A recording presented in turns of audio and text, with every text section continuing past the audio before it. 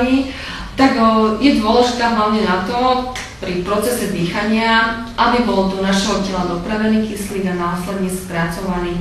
Dýchanie sa delí na vonkajšie a vnútorné, čiže vonkajšie je výmena plynov medzi vonkajším prostredím a pľúcami a vnútorné je vlastne o tom, že ten vstrebaný kyslík alebo prijatý kyslík sa dostáva do tkaní, kde je potrebný na to, aby mohli fungovať.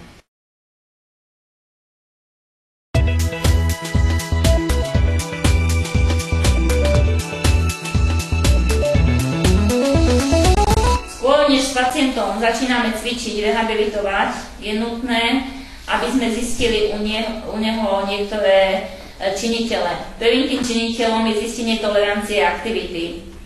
Pomocou určenia vhodnej miery aktivity pacienta vlastne môžeme predpovedať, či ten pacient bude mať dostatok sily aj vytrvalosti pri aktivitách s iným podobným výdajom energie.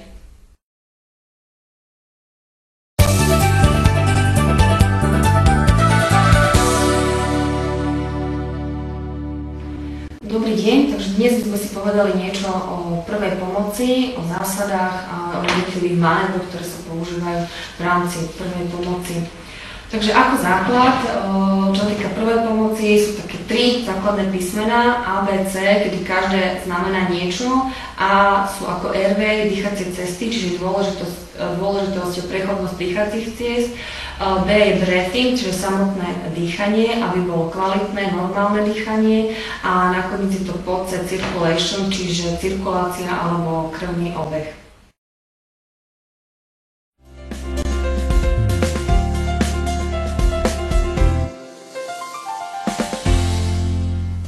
V prvom rade skladba stravy by mala byť pestrá, rozmanitá a zastúpená teda všetkými živinami.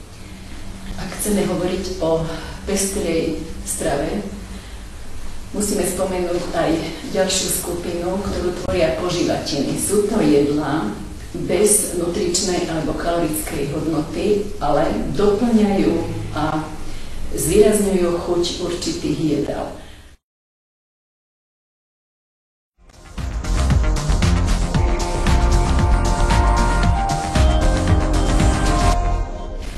Epidemiologický proces.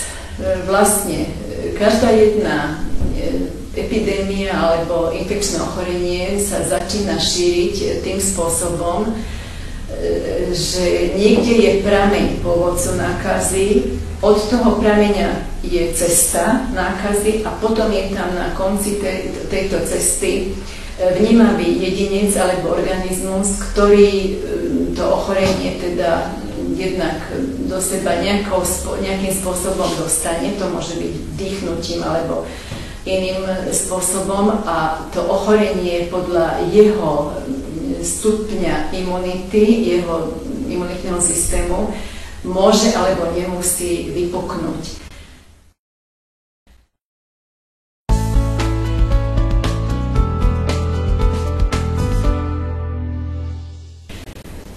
Lieky teda poznáme tuhé, polotuhé a tekuté.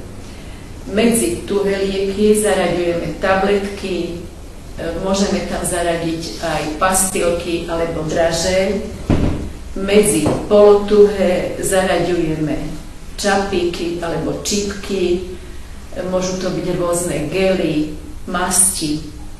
A medzi tekuté lieky zaraďujeme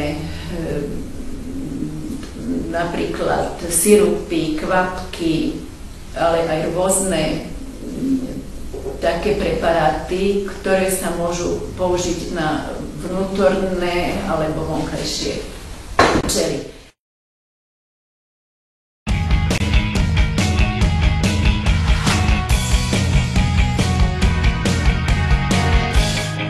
Dneska si povieme niečo o komunikácii a o jej dôležitosti pri práci opatrovateľa. Tá komunikácia vo všeobecnosti je to sociálny proces, v ktorom dochádza k výmene a odovzdávaniu informácií, pocitov, hnevov, emócií a postojov medzi ľuďmi. Medzi ľuďmi to znamená medzi jednotlivcom a jednotlivcom, čiže medzi dvoma, alebo medzi jednotlivcom a malou skupinou, to je väčšinou do 10 ľudí, a potom jednotlivec a veľká skupina. to je nad 10 ľudí. K tejto komunikácii väčšinou teda dochádza buď slovne alebo neslovne, to si hneď povieme, čiže je to na verbálnej úrovni alebo neverbálnej, alebo v niektorej literatúre sa uvádza v nonverbálnej.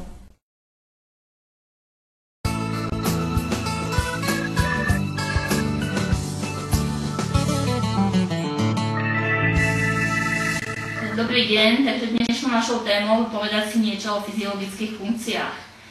Fyziologické alebo vitálne funkcie, medzi ne zaraďujeme telesnú teplotu, puls, dých a krvný tlak. Slúžia nám na monitorovanie činnosti ľudského tela. Hodnoty, ktoré sa namerajú pri danej funkcii, sa potom porovnávajú s normálnymi štandardmi, ktoré sú dané pre tú danú funkciu.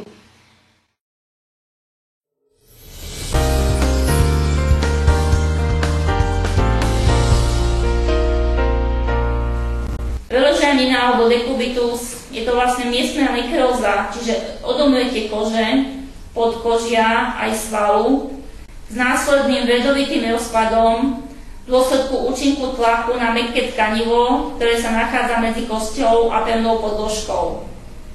Miesta, kde vznikajú najčastejšie preležaniny, sa nazývajú predilečné miesta. Sú to teda vlastne tie miesta, kde sa nachádza kosť blízko povrchu kože, a kde nám chýba vrstva podkožného tuku, ktorá by vlastne bránila tú kosť a kožu pred poškodením.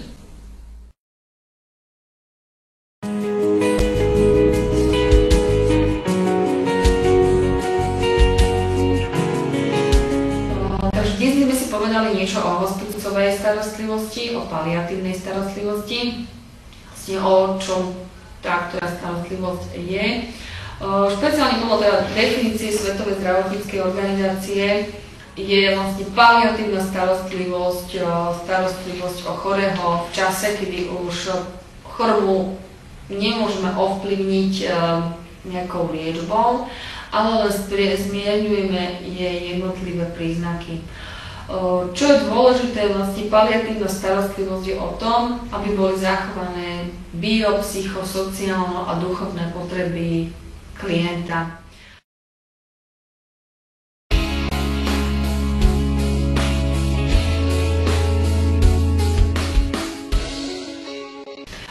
Okrem toho teda, že sledujeme psychomotorický vývoj dieťaťa, takisto by sa mal dodržať aj nejaký denný poriadok dieťaťa.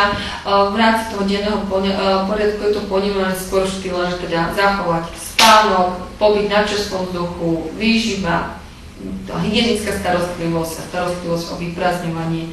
Spánok, tak tu je vlastne jasné, že čím je dieťa mladšie, tak potrebuje viacej hodín spánku, pretože spánok predstavuje regeneráciu organizmu. Len takú informáciu alebo ilustráciu, novorodenec spí 20 hodín, dieťa 2-4 ročné potrebuje na spánok 10 až 14 hodín, z toho ale 2 hodiny by malo prespať cez deň.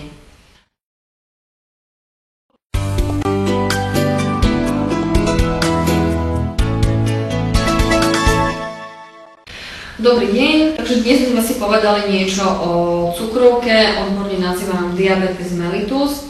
Cukrovka je to vlastne ochorenie metabolizmu, to ochorenie, ktoré je sprevádzané poruchou metabolizmu sacharidov, cukrov.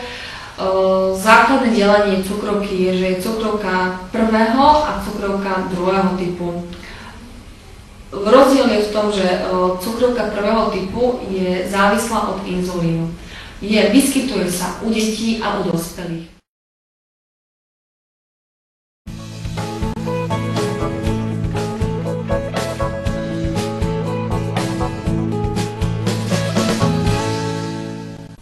Dnešnou našou témou je povedať si niečo o gerontológii, o starom pacientovi, ako pacienti reagujú na starobu, aké sú rozdiely medzi ochoreniami, ako prebiehajú v staršom veku, v mladšom veku a povieme si o niektorých príznakoch alebo stavoch, ktoré sa vyskytujú dosť v tom staršom veku a o komplikáciách staroby.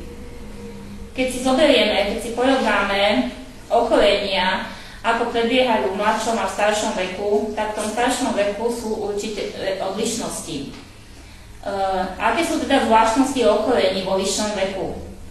Prvou zvláštnosťou je tzv. Polymorbidita. To znamená, že v jednom organizme, u jedného človeka, jeden človek trpí viacerými ochoreniami.